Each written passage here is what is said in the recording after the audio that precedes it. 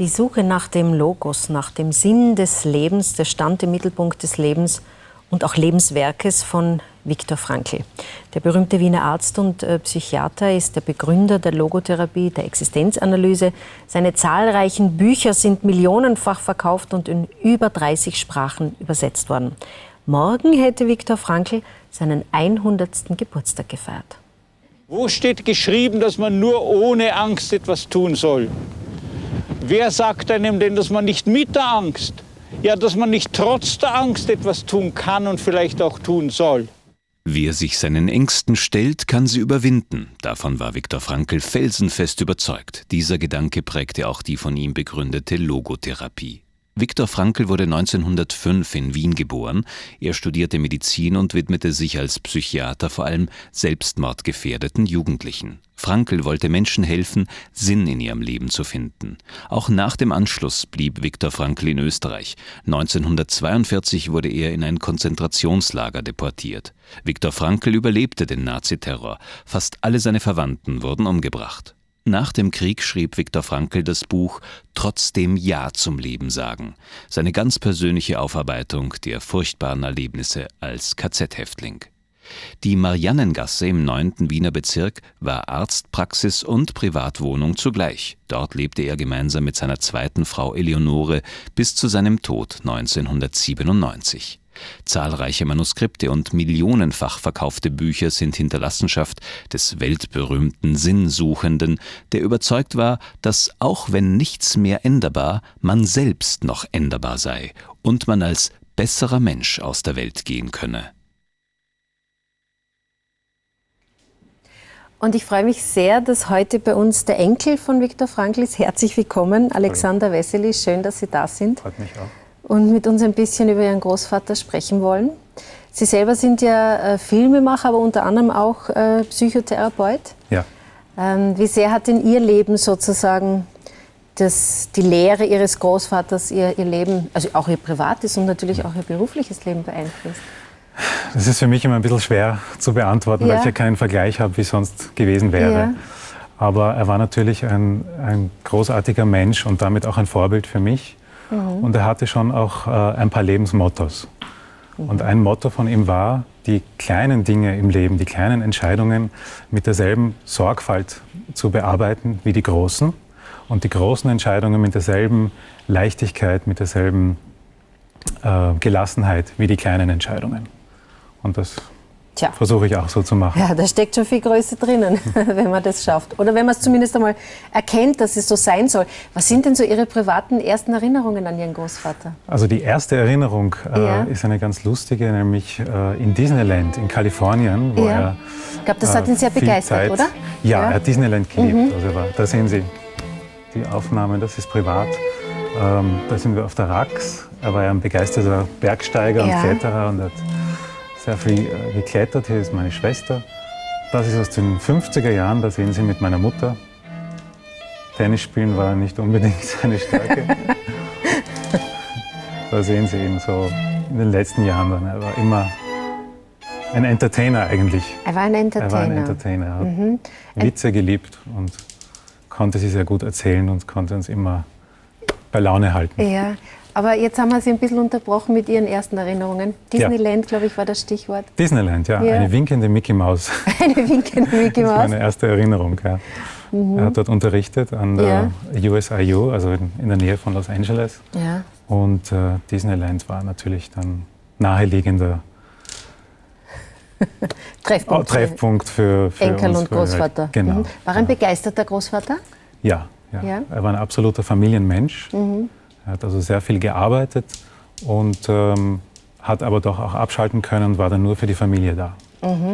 Also ein begeisterter Familienmensch, hat sehr für Kaffee und Mehlspeis, glaube ich, auch geschwärmt. Stimmt das? Ja. Ja, ist das richtig? Also Kaffee war sehr wichtig für ihn, Kaffee oder? war absolut wichtig. Auch bei Vorträgen oder so dürfte es? Kein Vortrag ohne Kaffee. Wirklich wahr?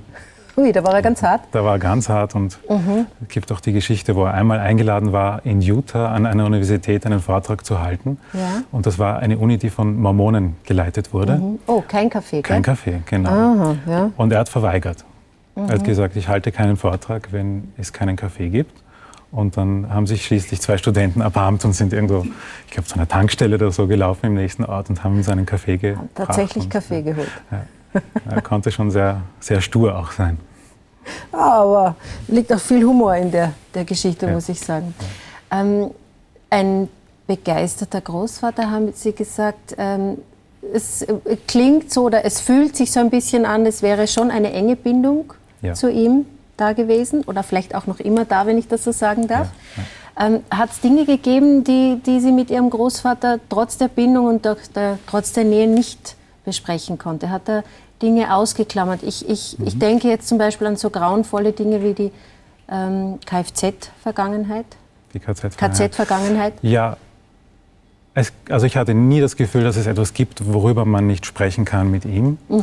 Er hat von sich aus dieses Thema nicht unbedingt angesprochen, aber wenn man ihn gefragt hat, dann hat er schon erzählt. Ja. Und ja, es war in der Familie eigentlich kein Thema. Also er hat das nach dem Krieg mit meiner Großmutter noch sich von der Seele gesprochen auch. Das hat sie mal erzählt, dass er das praktisch tagelang darüber geredet hat und das richtig eben von der Seele gesprochen hat und dann auch gesagt hat, so, und jetzt möchte er eigentlich nicht mehr darüber reden, weil man muss Dinge auch abschließen können und soweit man solche Erlebnisse halt abschließen kann. Um Ihren Großvater noch ein bisschen so auch von der privaten Seite kennenzulernen, was waren denn so seine Hobbys? Für was hat er geschwärmt? Was hat er geschätzt? Wo soll ich anfangen? Oh, viele. Also das Bergsteigen, das haben wir schon gesehen. Ja. Dann das Fliegen. Er war ein begeisterter Pilot. Er war sehr, sehr stolz darauf. Es gibt, hier sehen Sie seine Brillensammlung. Die Brillen, das ist natürlich die Brillen. Brillenfassungen haben ihn fasziniert. Er hat das Design geliebt. Also er hat sich damit beschäftigt. Und es gab sogar einmal den Fall, dass eine Brillenherstellerfirma ihm Brillen zur Ansicht gegeben hat und die dann praktisch ihn entscheiden ließen, welche Brillenfassungen ihm gefallen und welche sie dann in Serie gehen lassen und welche nicht. Haben Sie ein bisschen was, oder Ihre Schwester ein bisschen was von ihm übernommen? Hobbymäßig? Hobbymäßig zum Beispiel. Bergsteigen, Fliegen, Brillen? Also Bergsteigen und Fliegen ich sicher nicht. Nein. Eines vielleicht, er hat sehr, sehr gut und sehr, sehr gerne karikiert. Ja. Und das habe ich auch übernommen. Das liegt Ihnen auch? Das liegt mir, ja. Also das Zeichentalent von Großpapa sozusagen. Ja. Kann man so sehen. Was haben Sie überhaupt am liebsten mit ihm gemacht? Das ist schwer zu sagen. Er war ein so lebensfroher Mensch, ein lebenslustiger Mensch. Also trotz dieser Erlebnisse, die er hatte und dieser Tiefe auch, die er hatte als Mensch im Denken jetzt, konnte er unglaublich fröhlich und gelassen und er hat Witze geliebt, er hat Witze gesammelt. Er hat wirklich Witze gesammelt, er hat mir gesagt, er merkt sich keinen Witz, bis er ihn nicht 5-mal erzählt hat. Und so hat er jeden neuen Witz, der ihm gefallen hat, hat er sofort 5 Leuten erzählt, um ihn sich zu merken. Und dann war das sozusagen in seinem Repertoire. Und irgendwann hatte er natürlich für jede passende Lebenssituation einen Witz, den natürlich alle schon gekannt haben. Und, aber er hat es immer noch so gebracht, dass es lustig war, auch beim 100. Mal noch. Ein Foto sehen wir hier noch, das glaube ich auch ziemlich bezeichnend ist. Der Großvater krank im Bett und trotzdem bei der Arbeit. Ja. Es kamen ja täglich ungefähr 25 Briefe. Es ist ständig das Telefon gegangen mit Patienten, die angerufen haben oder Leute, die sich eingeladen haben zu Vorträgen. Und so war halt viel Arbeit zu machen. Aber am Wochenende zum Beispiel, da hat er das alles abgeschlossen und dann war Rax und sonst nichts. Und die Familie. Und die Familie.